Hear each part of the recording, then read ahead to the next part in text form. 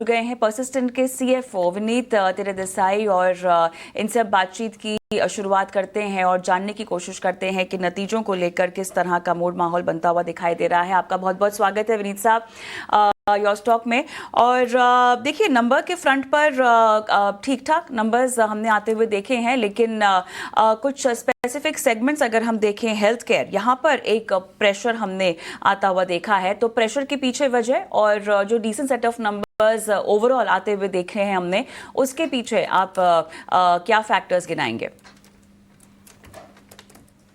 सबसे पहले धन्यवाद मुझे आपके शो पे बुलाने के लिए।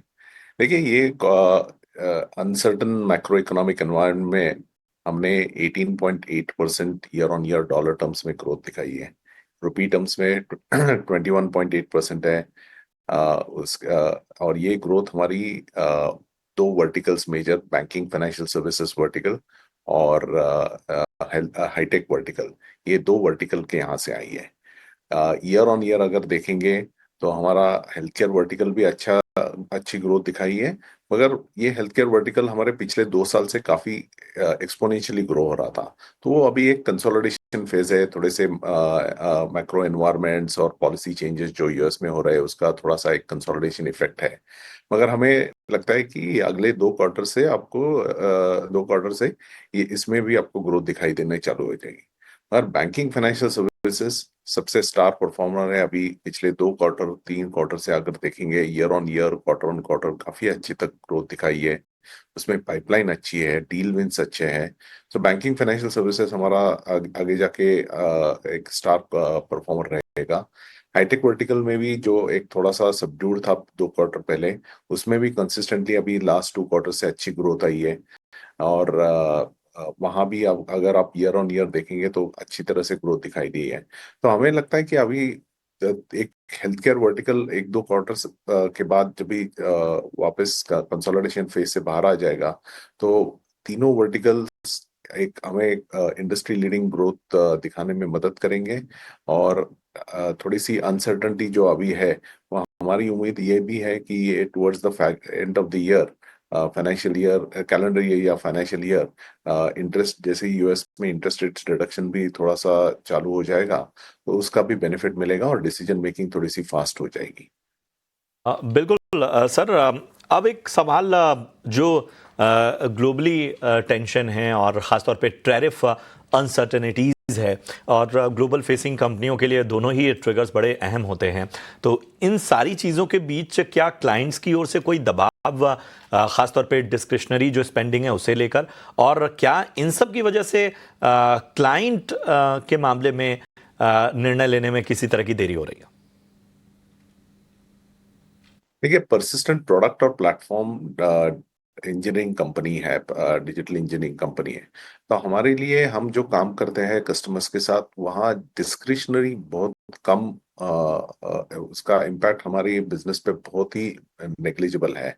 तो हमारे लिए जो हम काम करते हैं वो core domain specific products and platform specific काम करते हैं। तो उसका इफेक्ट हमें इतना डिस्क्रिशनरी स्पेंड की वजह से हमें उसका इम्पैक्ट परसिस्टेंट के रेवेन्यू पे नहीं आता। मगर क्लाइंट के डिसीजन मेकिंग में जरूर थोड़ी सी एक कॉशियसनेस अभी भी है। प्रोजेक्ट रैंप अप्स में भी थोड़ा सा डिलेज हो रहे हैं। मगर the good part is, order book हमने कोई कैंसिलेशंस देखी नहीं है। हमारी ऑर्डर बुक, हमारी पाइपलाइन अच्छी दिखाई दे रही है। और जिस तरह से अगले 2 या 3 क्वार्टर की अभी विजिबिलिटी है, उसके हिसाब से हमें लग रहा है कि हमारा जो हमने FY 27 का $2 बिलियन का टारगेट जो रखा था, उसको अचीव करने में कोई दिक्कत नहीं आनी चाहिए। वो हम सक्सेसफुली, कॉन्फिडेंटली एंड प्रॉफिटेबली ये तीनों लीवर्स को ध्यान रखते हुए अचीव कर लेंगे। चलिए, यहाँ पर एक और ख़ास बात जो कि ऑब्जर्व की गई है नतीजों में, पिछले 5 क्वार्टर्स में नॉर्थ अमेरिका का जो बिजनेस है वो 80% के नीचे अब चला गया है। ये काफ़ी लंबे अंतराल के बाद हुआ है, इसलिए, और काफ़ी बड़ी फिगर भी है। रीजंस क्या आप कहेंगे इसके पीछे जिम्मेदार हैं, और अब क्या ये वन टाइम डिप हम देख रहे हैं, या आपको लगता है कि ये ग्रो हो जाएगा इन कमिंग क्वार्टर्स? नहीं, देखिए, नॉर्थ अमेरिका मार्केट हमारा अभी भी सबसे बड़ा मार्केट, ऑलमोस्ट 80% ऑफ रेवेन्यू वहां से आता है।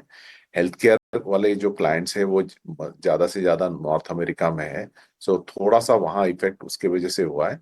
मगर ये एक अच्छी बात है कि हम भी as a strategy in the company हम एक मार्केट पे डिपेंड नहीं रहना चाहते। तो हमारा फोकस भी ऐसा है कि Europe, rest of the world, India, ये जो हमारे बाकी के मार्केट्स है वहाँ भी ग्रोथ अच्छी तरह से आए।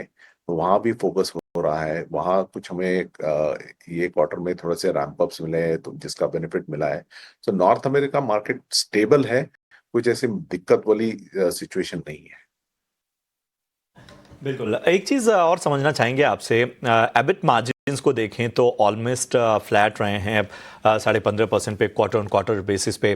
किसी तरह का प्राइसिंग प्रेशर नज़र आ रहा है, ख़ास तौर पे जो डील्स हैं उनकी विंस में, या किसी तरह की क्रॉस करेंसी हेडविंड्स का इम्पैक्ट भी हम देख रहे हैं? तो ये अगर क्वार्टर की मार्जिन को अगर डीमिस्टिफाई करेंगे पिछले क्वार्टर के हिसाब से, तो ये क्वार्टर में हमने 15.5% ऑपरेटिंग मार्जिन दिखाई है। सो वो उसको उसमें करेंसी का 40 बेसिस पॉइंट इम्पैक्ट है। तो अगर आप कांस्टेंट करेंसी पे देखोगे तो ये 15.5 एक्चुअली 15.9। और पिछले क्वार्टर में हमने 15.6% ऑपरेटिंग मार्जिन डिलीवर किए थे। मगर वो मार्जिन डिलीवर करते समय हमें हमारे कुछ एक्विजिशंस के अर्नआउट क्रेडिट्स में मिले थे। उसको अगर आप निकाल दोगे और देखोगे तो वो मार्जिन 15.6 एक्चुअली 15 था। सो ये चैलेंजिंग एनवायरनमेंट में भी आपने अगर देखेंगे तो हमने एक्चुअली हमारा मार्जिन 15% से 15.9 तक लेके गए हैं। इसमें प्राइसिंग प्रेशर अभी कुछ हमने देखा नहीं है।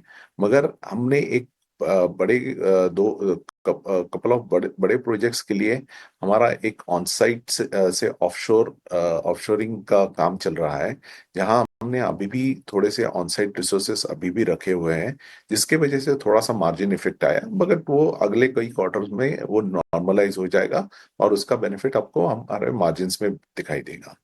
जैसे कि हमने कहा कि हमने ये अगर आप देखेंगे हमारा पिछले क्वार्टर में 15.6 था, ये क्वार्टर में 15.5 डिस्पाइट ऑफ करेंसी हेडविंड्स। और हमारा टीटीएम बेसिस पे अगर हमारा मार्जिन देखोगे तो वो 15% है, जो ऑलमोस्ट 100 बेसिस पॉइंट इंप्रूवमेंट की तरफ इंडिकेट करता है ईयर ऑन ईयर बेसिस। तो जैसे कि हमने पहले कहा था कि 2 बिलियन जाते समय हमें margin trajectory 200 to 300 basis point improvement होनी चाहिए। हम ऑलरेडी 100 बेसिस पॉइंट उसमें से अचीव कर चुके हैं और अभी हमें ये सस्टेन करना है यहाँ से बिल्डअप करना है। सो वी आर कॉन्फिडेंट कि by the time we reach the 2 billion target, जो मार्जिन ट्रेजेक्टरी हमारी 16 टू 17% की एक्सपेक्टेड है, वहां हम पहुंच सकेंगे। चलिए यहाँ पर एम्प्लॉय एडिशंस की बात करते हैं। 750 एम्प्लॉयज़ एडिशन हुआ है उनका, लगभग 3% इंक्रीमेंट है क्वार्टर एंड क्वार्टर देखा जाए तो। लेकिन अब हायरिंग को लेकर आगे आपके प्लान्स क्या है? क्या डिफर्ड किया है गया है वेज हाइक इस क्वार्टर के लिए किसी भी वजह से? क्योंकि जब बात हुई थी पिछले दिनों तो इसी लाइंस पर आपने कहा था कि कुछ डिसीजंस लेने बाकी हैं। एम्प्लॉय एडिशन देखिए कैसा है। एम्प्लॉय एडिशंस तो डिमांड और सप्लाई सिचुएशन पे रहती है। पिछले साल हमने काफी यूटिलाइजेशन हमारा 80% था, वो अभी हमारा 88.7% पे है। It is a peak.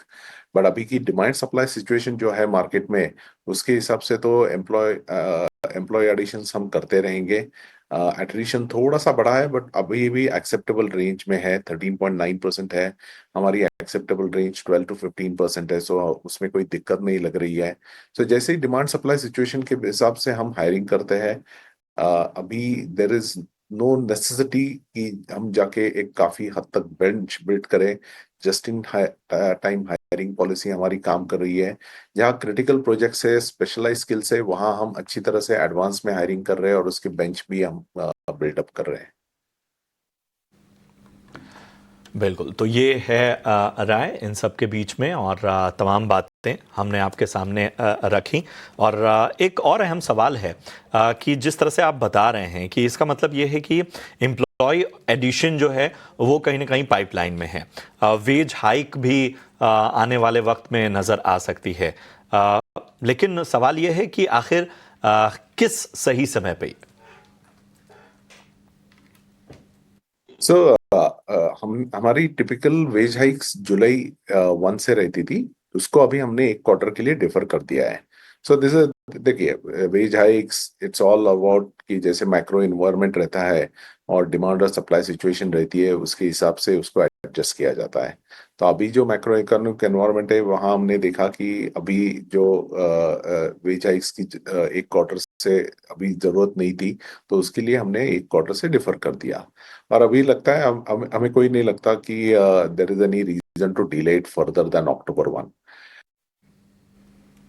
और राइट, लेकिन यहाँ पर कुछ एक्विजिशंस की बात करनी होगी। अब कंपनी का एक्विजिशंस को लेकर क्या प्लान है, किस वर्टिकल्स की हम बात कर रहे हैं जहाँ पर आपने अपने लिए कोई रणनीति बना रखी है? देखिए, हमारे फोकस तो अभी ये 3 वर्टिकल्स ही है, बैंकिंग, फाइनेंशियल सर्विसेज, हाईटेक और हेल्थ केयर लाइफ साइंसेस। तो जो एक्विजिशंस के बारे में हमने क्या कहा है कि हमारा अभी 80% ऑफ हमारा रेवेन्यू नॉर्थ अमेरिका मार्केट से आता है, अराउंड 9% यूरोप से आता है। तो अगर हम ये हमारी ग्रोथ करते समय ये 9% मार्जिन जो 9% रेवेन्यू शेयर जो यूरोप से आता है, उसको अगर हम 15% तक लेके जाए, तो उस हिसाब से हम एक्विजिशन टारगेट देख रहे हैं। हमारा फोकस ये 3 वर्टिकल्स पे ही है, अगर शायद इंडस्ट्रियल मैन्युफैक्चरिंग ऐसे एक दो सब वर्टिकल्स उसमें से निकल आए, तो ऐसे हम कैंडिडेट्स अभी इवेलुएट कर रहे हैं। ऐसे कोई एडवांस स्टेज पे कुछ पहुंचा नहीं है। जैसे ही हम फाइनलाइजेशन स्टेज के करीब आ जाएंगे तो हम स्टॉक एक्सचेंजेस और मीडिया को इसकी तरफ से इंफॉर्मेशन दे देंगे।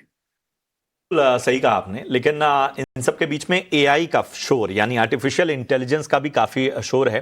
तो जेन एआई को लेकर किस तरह के प्लान से आने वाले वक्त में? जेन एआई पे भी परसिस्टेंट एक अच्छी पोजीशन पे है। जैसे मैंने कहा कि अभी फोकस प्रोडक्ट इंजीनियरिंग, हमारा फोकस प्रोडक्ट इंजीनियरिंग और प्लेटफॉर्म इंजीनियरिंग पे है। कस्टमर्स की एक्सपेक्टेशन जेन एआई के सॉल्यूशंस लेके प्रोडक्टिविटी कैसे इंप्रूव करे, एफिशिएंसी कैसे इंप्रूव करे। जो हमारा सासवा सॉल्यूशन है वो एक यूनिक सॉल्यूशन है जो हम अभी कस्टमर्स के पास डिप्लॉय कर रहे हैं। कस्टमर्स उसके पैसे भी दे रहे हैं हमको, सो उसका बेनिफिट हमें directly revenue as well as bottom line पे दिखाई दे रहा है। सो काफी हद तक हमारे पास लीवर्स है जो हमें ग्रोथ की विजिबिलिटी भी दे रहे हैं और उसके साथ एक मार्जिन इंप्रूव करने की ट्रेजेक्टरी भी दिखा रहे हैं। तो जो कॉन्फिडेंस हमने दिखाई, जैसे हमने कहा है कि वो 2 बिलियन टारगेट हमारा जो 2 साल का है, वो target both from a revenue perspective to achieve the 2 billion target and margin in the 16 to 17% range, वो ट्रेजेक्टरी पे हम बिल्कुल स्ट्रांगली ट्रैक कर रहे हैं। और अभी हमें despite of all this macro economic environment, हमें लगता है कि वो अचीव करने में हमें कोई दिक्कत नहीं आनी चाहिए। और जो हमारा जेन एआई सॉल्यूशंस है वो हमें काफी हद तक बेनिफिट कर रहा है। हमारे सॉल्यूशंस रियली मार्केट में एक्सेप्ट हो रहे हैं, अपग्रेड हो रहे हैं और उसका बेनिफिट बोथ टॉप लाइन और बॉटम लाइन पे हमें मिल रहा है। बहुत बहुत शुक्रिया करेंगे आपका इस अहम चर्चा के लिए विनीत जी, और आपको, आपकी टीम को, आपके कारोबार के लिए, भविष्य की योजनाओं के लिए हमारी ओर से ढेर सारी शुभकामनाएं। चलिए, इन सब के बीच में हमारे साथ राजेश भोसले साहब बतौर मार्केट एक्सपर्ट जुड़ चुके हैं। राजेश जी, आपने परसिस्टेंट के मैनेजमेंट की बातें भी सुनी, नतीजों और बाकी चीज़ों को भी देखा ही है आपने। ओवरऑल आमतौर पे जो ग्लोबल फेसिंग कंपनियां हैं वो कहीं ना कहीं इस दौर में जहां पर ग्लोबल अनसर्टेनिटी है, टैरिफ को लेकर निश्चितता है, वहां पर हम उतार चढ़ाव भरा कारोबार देख रहे हैं। लेकिन ओवरऑल आपका नजरिया परसिस्टेंट पर क्या बन रहा है? जी नमस्कार प्रशांत जी। देखिए आज एक मेजर सेल ऑफ देखने को मिला है एंड जो लास्ट 2 महीने के जो गेन्स थे वो कम्प्लीटली वाइप्ड आउट हुए हैं एंड काफ़ी स्ट्रॉन्ग वॉल्यूम्स देखने को मिला है। तो थोड़ा सा शॉर्ट टर्म में जो है फर्दर वीकनेस एक्सपेक्टेड है। जो रिसेंट रैली स्टार्ट हुई थी अप्रैल मंथ से, तो उसका जो गोल्डन रिट्रेसमेंट है 4900, तो वहाँ तक ये जो वीकनेस है वहाँ तक एक्सटेंड हो सकता है। तो फिलहाल में शॉर्ट टर्म मोमेंटम नेगेटिव है। 4900 आता है तो वहाँ पे वापस रीचेक करना होगा चार्ट्स को। ये है राय आपको मिलती हुई। चलिए, इसी के साथ वक्त हो गया एक छोटे से ब्रेक का, फौरन हाजिर होते हैं।